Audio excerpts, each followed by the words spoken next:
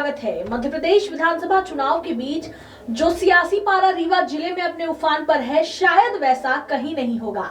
आज सिमरिया विधानसभा सीट से कांग्रेस प्रत्याशी अभय मिश्रा ने पत्रकार वार्ता कर सरकार पर बेहद गंभीर आरोप लगा दिए।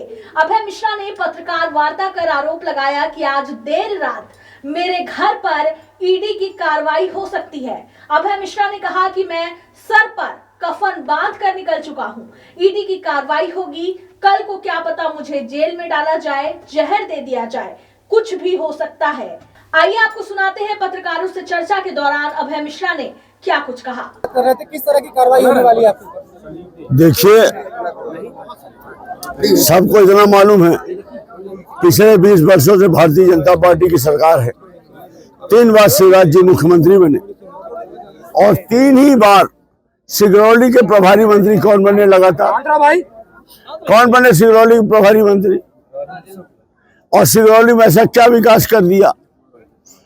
आर्थिक राजधानी कौन है मध्य प्रदेश में? 2 हैं, 1 नंबर में सिगरौली, दूसरे नंबर पर इंदौर।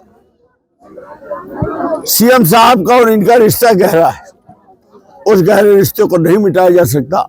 और रीवा में कुशाभाऊ ठाकरे की भाजपा नहीं है, राजेंद्र शुक्ला जी के ठेके की भाजपा है।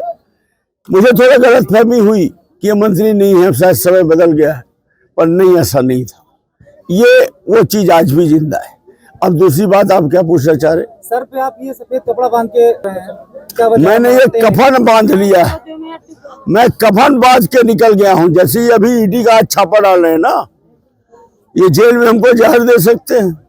किसके यहाँ छापा हमारे यहाँ पड़ रहा है ना आज रात को। जानकारी कैसे मिली सर? हमको 48 घंटा पहले अल्टीमेटम दिया गया था। इस तरीके का अल्टीमेटम है? कौन दिया सर अल्टीमेटम आपको? कोई बहुत बड़े व्यक्ति हैं, पार्टी की हैं, तो हमारे हितैषी थे। कल पूर्व मुख्यमंत्री दिग्विजय सिंह जी ने भी कहा था कि कई जगह ईडी की कार्रवाई हो सकती है।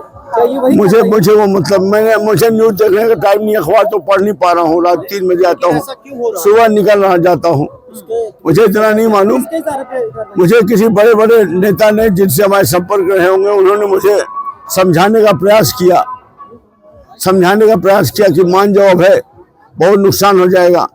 एक विधायकी के चक्कर में तुमने जो जिद पाल लिए हो, फार्म भर दिए हो, ये भी रिपोर्ट है कि तुम एक तरफा जीत रहे हो, पर इसके चक्कर में तुम्हारा सब तहस नहस हो जाएगा। अगर तुम हाँ करो तो मैं समझाऊं, ईडी का छापा रोकूं, नहीं तो तुम सालों जेल से नहीं छूटोगे। और तुम्हारे सब निकाल लिया गया है। कंपनियों में तुमने पत्नी का नाम लिखवा रखा है, बच्चों का लिखवा रखा है, जबकि उनका लेना देना नहीं है, पर वो सब मुजरिम बनेंगे, सब जेल जाएंगे। तो मान जाओ। तो रुकने के लिए कहा, काम उजागर करेंगे उनका? नहीं कर सकते। मैंने 48 घंटे बाद जब अभी उनका दोबारा मैसेज आया किसी के माध्यम से, तो हमने मना कर दिया। हमने कहा मरना पसंद करूंगा, लेकिन ये नहीं, मैं करूंगा। इसके बाद हमको एक सही मैसेज और जानकारी आ गई कि अब आप आज तैयार हो जाओ, आज आपके यहाँ सब है। मुझे मालूम है कि आज मेरे यहाँ ईडी का छापा पड़ना है। मेरे यहाँ इनको कुछ नहीं मिलेगा। जब किसी को मालूम पड़ जाएगा उसका ईडी का छापा पड़ना है, तो अब मिलेगा क्या? लेकिन जब कोई इस इंटेंशन से आ ही रहा है इसको चुनाव से रोकना है, तो कुछ न कुछ तो तैयार कर ही लेगा, कुछ न कुछ तो पैदा कर ही लेगा। इतना तो कर ही लेगा कि 4-6 महीने के लिए बुक कर दो। अगर ईडी की कार्रवाई होती है तो अगला कदम आपका क्या होगा? जेल के बाद चुनाव प्रचार? देखिए, मुझे दिक्कत ये है कि ईडी में अगर ये हमको बस करे तो कोई दिक्कत नहीं, हमारी लड़ाई जनता लड़ लेगी, मुझे विश्वास है। लेकिन ये थोड़ा सा समझाइए। लेकिन ये हमारी कंपनियां जितनी हैं, हमारी 8-9, सब में कहीं बच्चे हैं, कहीं पत्नी है, सबका आदमी नाम लिखाता है विश्वास। ये उनको सबको मुजरिम बना रहे और सबको जेल भेजेंगे। हमारी पत्नी कितनी सीधी सादी आप जानते हैं, वो भी जेल जाएगी। क्या लगता है बच्चे भी जेल जाएंगे। राजेंद्र शुक्ला जी ने गृह मंत्री जी को परसों नसों ये समझा दिया है कि इस आदमी को बोतल के अंदर बंद करो, नहीं तो 8 सीट हरा देगा। और इनके कहने पर वो कन्वेंस होकर उन्होंने पूरी कार्रवाई वहां करा के आज यहाँ टीम उतर गई है और कल शाम तक ये कार्रवाई चलेगी और कल रात के बाद ही हमको जेल भेज देंगे। और ईडी की बड़ी कार्रवाई। जेल जाने से कोई डर, कुछ ऐसा? मुझे जेल जाने से डर नहीं है। मैं बचपन से लड़ते ही पैदा हुआ हूँ, मैं मरने को नहीं डरता। मैंने तो कफन बांध ही लिया है। मैं जीवन में मरने उरने को नहीं डरता, ना मैं और किसी चीज़ों को डरता हूँ। मुझे इतना तकलीफ जरूर रहेगी कि मेरे बच्चे जो दूर स्कूल के पढ़े हैं, लंदन में पढ़े हैं, पीएचडी हैं, साउथ एशियन हिस्ट्री में मास्टर हैं, जिन्होंने किसी को ऊंची आवाज़ में आज तक बात नहीं की है, उनको भी हमारे साथ। 2018 के चुनाव में भी आपको रोक किया गया था। हाँ, नहीं 2018 के चुनाव में ये क्या रोकते, हमने तो 6 महीना पहले वो करके मैंने इनको इसे लड़ने के लिए आया था, उसमें आमने सामने की लड़ाई थी।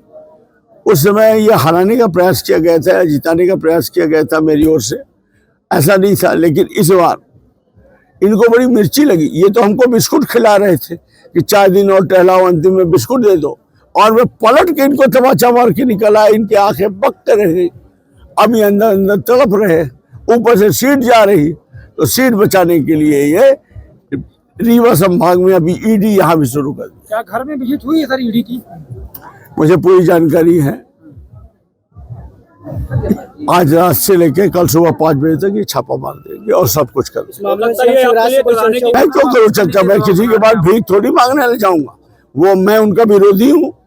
वो हाथ में जल लेकर, बच्चे पे फोटो में हाथ रखकर कब कसम खा दें, कब झूठ बोल दें, मैंने तो बहुत देख लिया। उन्होंने कोई चेतावनी दी कि हमें वापस आ जाओ? ये सब बातें अब मैंने बताया ना कि कोई बड़े आदमी ने वापस तो नहीं बोला, पर धमकी दी थी कि मत लड़ो चुनाव, सब कुछ अभी तक का बर्बाद हो जाएगा। और मैंने चुनाव लड़ने की ठानी है। सेमरिया में मैं नहीं चाहता हूं कि आतंक का गढ़ बने और ये विधायक फिर से जीते। मैंने वो बीड़ा उठाया है, उसका मुझे ये परिणाम मिलेगा। अगर ईडी आपको बुलाती है पूछताछ के लिए या गिरफ्तारी के लिए तो आप जाएंगे?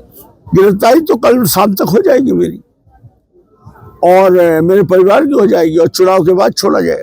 जेल में रहेंगे? हाँ, जेल में रहेंगे। कैसे चुनाव लड़ेंगे जेल में रह? आप मान ही लिए हैं कि आपकी गिरफ्तारी हो जाएगी। जनता को क्या संदेश देना चाहिए? मैं जनता को ये संदेश देना चाह रहा हूँ कि सेमरिया क्षेत्र की एक एक जनता जिसको मालूम है कि लड़ाई किस बात कैसे तुम्हारे लिए लड़ रहा हूँ, तुम मुझसे धोखा मत करना।